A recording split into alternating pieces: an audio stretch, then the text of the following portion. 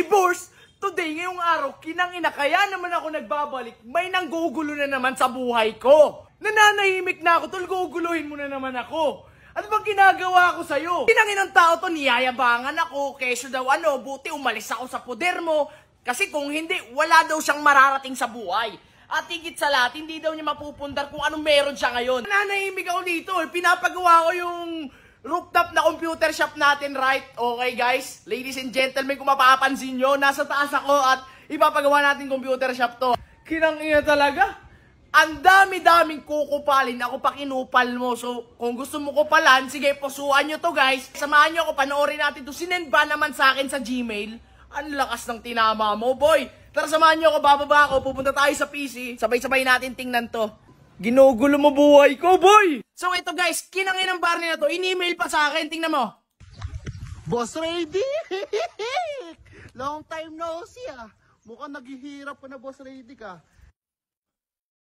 Ano pinagsasabi mo? Alam mo mga Boss Rady, buti na lang umalis ako dyan sa poder niyo eh. Sana wala akong apartment na ganyan, tol. Wow! Eh di congrats! Hindi congrats sa'yo! Congrats! Sana hindi ako nakapag-invest ng ganito. Yung pinapagawa ko dyan, tol. Ay, ang mga lunch area, tol, pagka mga business meeting namin. Wow! Di ba? Saka guys, sa mga nakakamiss ng motor ko, guys, ito yung motor ko ngayon, guys. Yan. Pakita ko sa'yo. Guys, yung motor na yan, Rusi yan.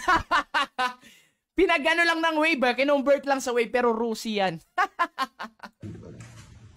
Yan o, namiss nyo ba yung motor ko ngayon? Namiss nyo ba yung motor kong yan, tol? Ha? Kargado yan, tol! Kargado yan, tol! Yan ang nakaiwan ng mga mabibilis sa motor. Yung mga raider, kayang-kaya talunin yan, tol. Ano, Boss Radic, ha? Panis ka! Ganyan talaga, boy, pag naghihirap na. Gold chain sa leeg. Ikaw, may libag ka lang sa leeg. Kupal yun ah! Ito ba, may sinend pa, may isa pa to guys, wait lang, papakita ko sa inyo, may isa pa to. Ito.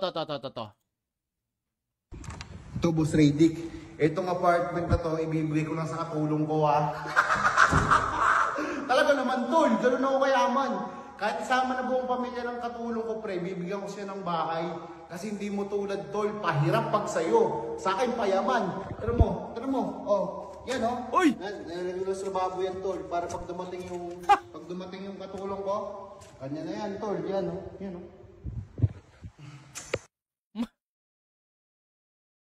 Hindi ko alam kung ano sasagot ko dito. Nananahimik na ako sa buhay, guys. Una sa lahat, ayoko na ng gulo. Pero ito, yung sisendan mo pa ako ng ganito, tapos parang ano mo sa akin na buti umalis ka sa akin sa poder ko para, ayan, nagagawa mo na ngayon yung mga gusto mo. Hindi congrats sa'yo, pero kung gusto mo kupalan, sige. Sige guys, pusuan nyo to ha. Na hindi natin titigilan to. Syempre, yumabang eh. Yayabangan din natin. Pusuan nyo kung gusto nyong yabangan din natin to. Hindi ko nga pinupost kung anong meron ako. Hindi ko nga pinupost kung anong mga ari-arian meron ako eh. Hindi para i-flex yun eh. Pero pwede naman. Sige, pusuan nyo lang. Pupuntahan ko to. I-confirm natin kung sa kanya talaga yan. Baka mamaya, ano lang yan, nagre-rent lang.